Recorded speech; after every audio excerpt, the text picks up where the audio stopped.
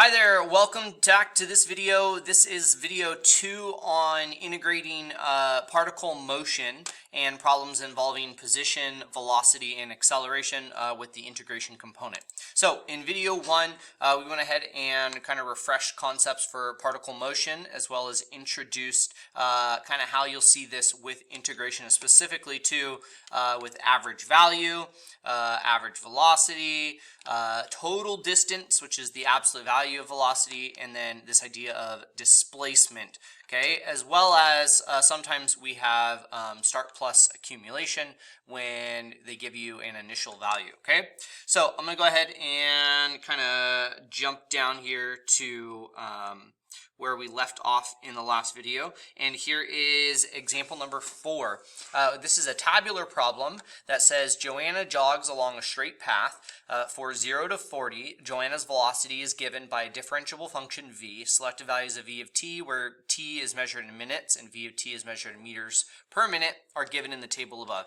They say A, use the data in the table to estimate the value of v prime of 16. This is a very straightforward question from the AP exam, specifically too with the tabular FRQ, where we are asked to find to approximate v prime. So if you are approximating v prime, you're going to use average value or average rate of change in order to calculate the velocity, the derivative of velocity. And they say 16 is not present, but 16 as a t value would live right here. So I'm going to go ahead and use v of 20 and v of 12 to approximate this. And so you set up your difference quotient. That's very important in order to get the point.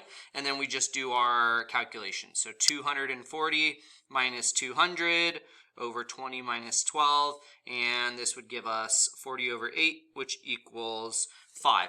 Now watch out here, make sure, see if they want units. If they say indicate units of measure, this would be meters per minute, right? So this would be meters per minute squared, if they said that. And here they don't say, indicate units of measure, so we're good. Part B, using correct units, explain the meaning of the definite integral, the integral from 0 to 40, absolute value of v of t dt in the context of the problem. Approximate this value using a right Riemann sub with 4 sub-intervals indicated in the table. So the first thing, what this is the integral of velocity is going to be displacement, but the absolute value, that is the total distance. So we can go ahead and say this. And again, what I always tell my students is whenever they say this, explain the meaning, or they say in the context, you need to remember the acronym CUT. And so I'll try to go ahead and put this here in colored order. So C is the context. Like, what the heck are we talking about? Well, this is the I guess we could say the integral from 0 to 40, absolute value of v of t dt is the total distance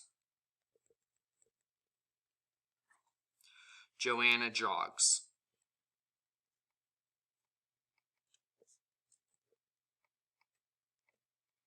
Okay, there's your context, and that's what that absolute value will indicate, is total distance. Next, we need units. So we're going to go ahead and say and if you're integrating meters per minute, you're going to lose your denominator, right? Because you have meters per minute times this time spread, right? Which is 0 to 40 times minutes. So you just have meters. We could say in meters. And then the last part is time. So context, units, time. And it's going to be from t equals 0 to t equals 40 minutes. Okay, so there you go. I have all those components. We'll earn the point for that. And the last part says approximate the value of this using a right Riemann sum, a right-hand Riemann sum. So I have the integral from 0 to 40. From 0 to 40, v of t dt, and it's the absolute value, which is going to be important here. So they say 4 subintervals indicated by the table. So here's my first one, here's my second rectangle, third rectangle, and fourth rectangle. And they want a right-hand Riemann sum, which means I use the height of the right t value. So that distance, we have 12 times the right-hand value, which is 200, plus my next rectangle here. And maybe I can do I'll do a color code here for you guys just so you can see these rectangles.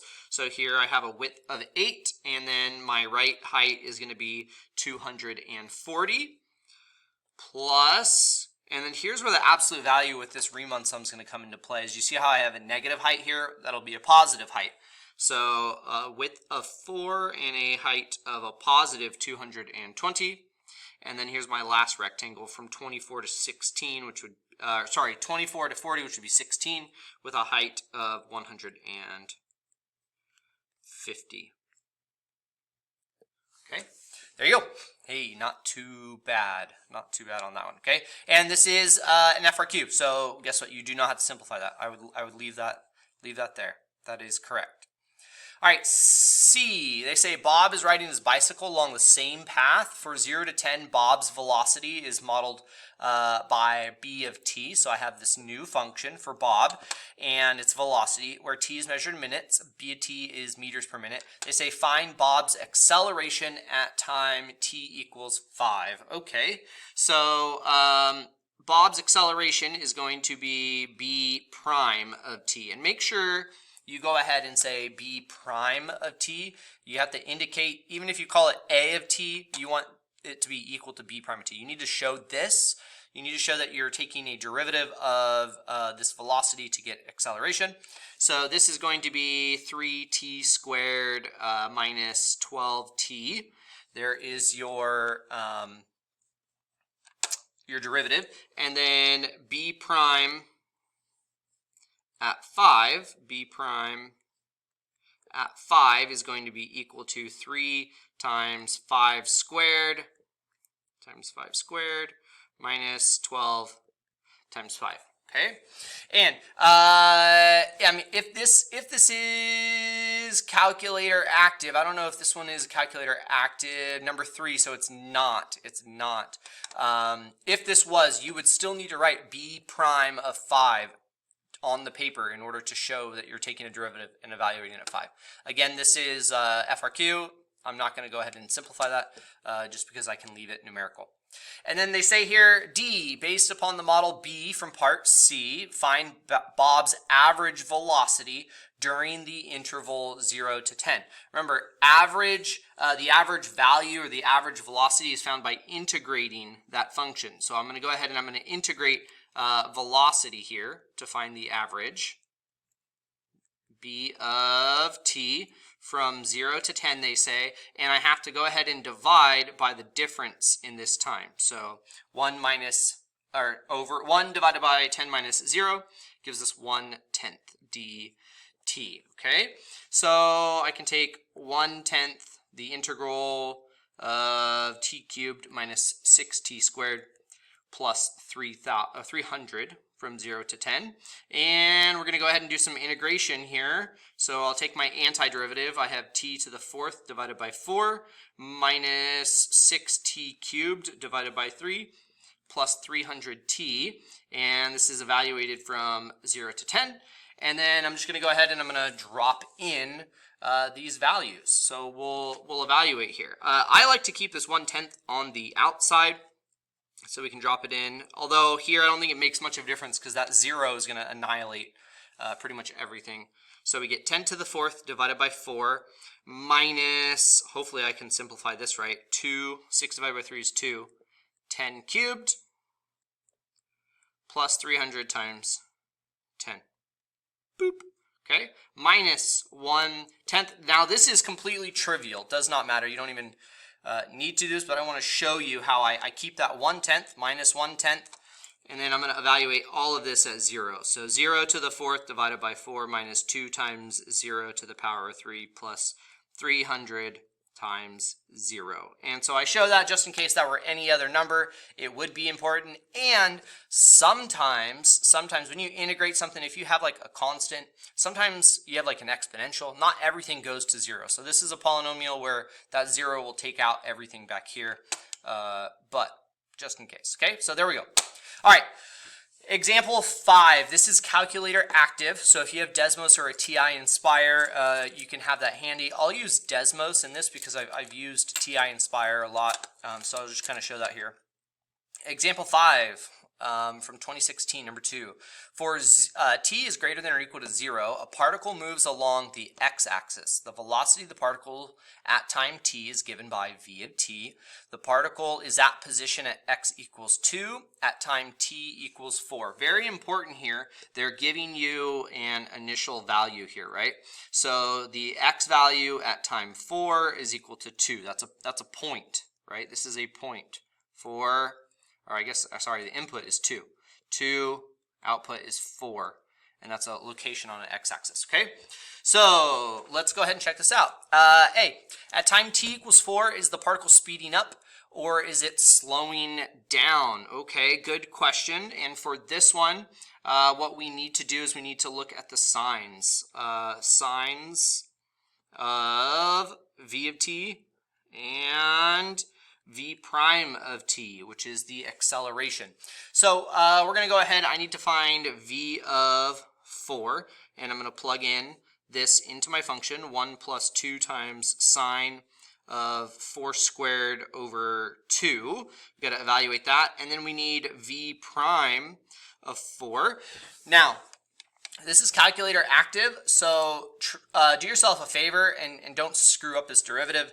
This one could be done by hand, but I'm not even going to play with fire. I'm going to go ahead and I am going to enter this function into Desmos or into TI Nspire and define the function. Again, on the graphing page, if you are doing a TI Nspire, graph the function first.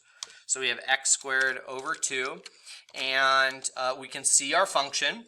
And then now when you have it defined, you can go back to a calculator, right, and say, hey, what is v of 4? And this is 2.978. So I'm going to document this on my paper, 2.979. And I'm going to acknowledge that this is positive, greater than 0, okay? It's positive. Now I look at v prime of 4, and of course, even though I'm doing this with my calculator, right, I can go ahead and enter v prime of 4, and it tells me what it is. I'm going to document. You have to tell the reader, hey, I looked and I inspected what the acceleration was. It was a negative 1.164. Okay, the individual value isn't that important, but I like to document it and I like to say, hey, this is less than 0. So we have opposite signs. What does that mean? Well, it means, here's your conclusion, at t equals 4, the particle is slowing down. Now, it's interesting, it doesn't say justify, but usually you have to justify because, you can say because v of t and v prime of t.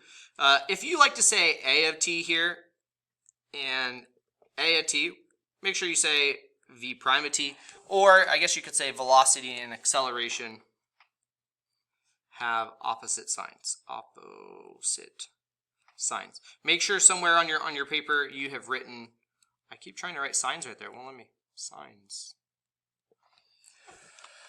Make sure you've written somewhere that, v prime of 4, right? This is acceleration.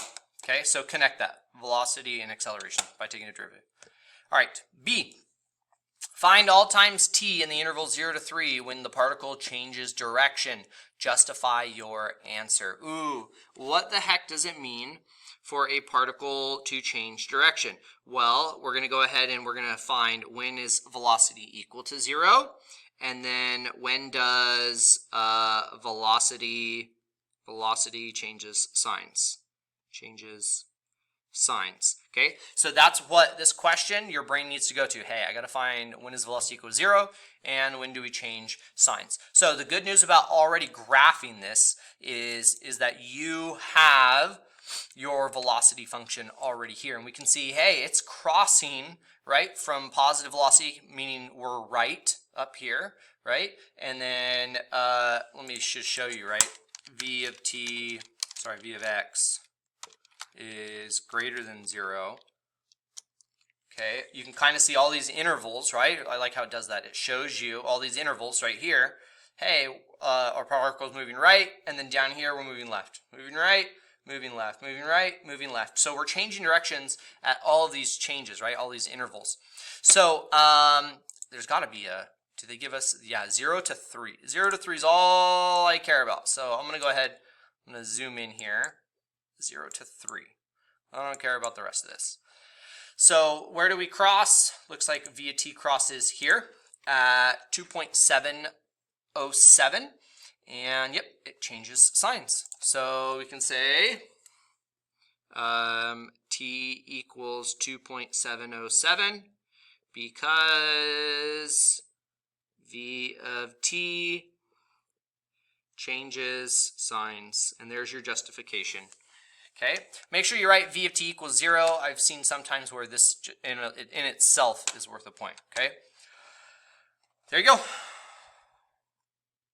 C, find the position of the particle at time t equals 0. Okay, position. Remember with these problems, this is kind of like the orientation of these is you have position and you take a derivative with respect to time, and that's how you get velocity, and then you take a derivative with respect to time, and that's how we get acceleration. Now I'm going backwards, and that's why they like to give us velocity often. So position, right, x of t is going to be equal to the integral of velocity of v of t. Come on. Let me write. Oh no. The whole world is quitting on me. The lights are turning off. My pen's not working. Maybe I should just end this video. V of t dt. Okay? And so they want the position of the particle at time 0. So x of 0. And you'll notice I left off the bounds.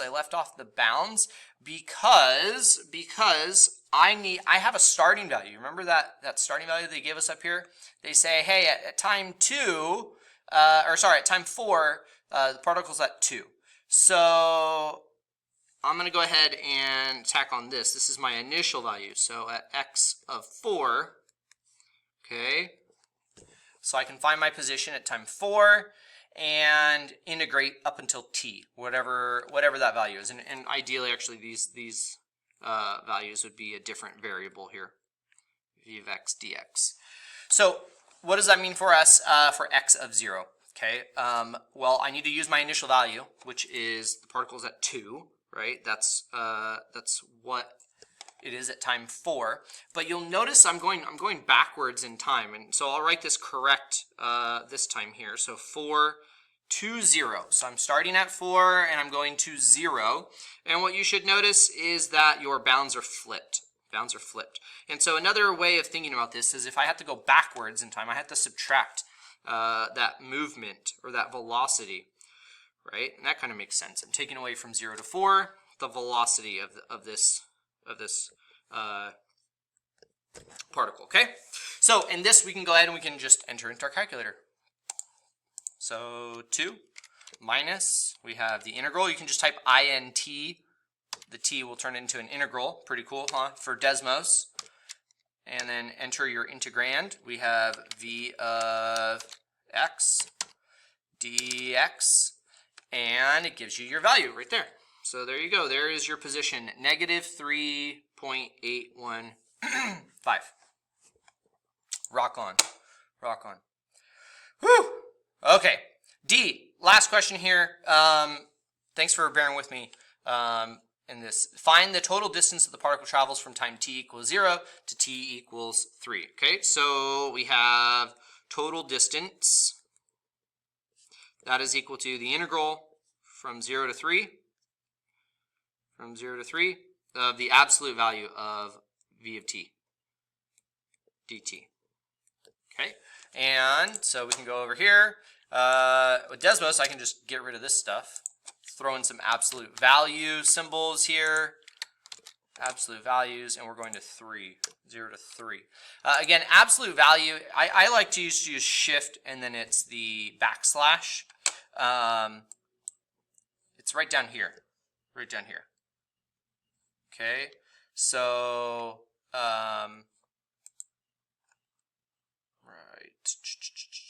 where are you, absolute value? Oh, you know what, it's not right here, it's right here. Here's the absolute value, okay?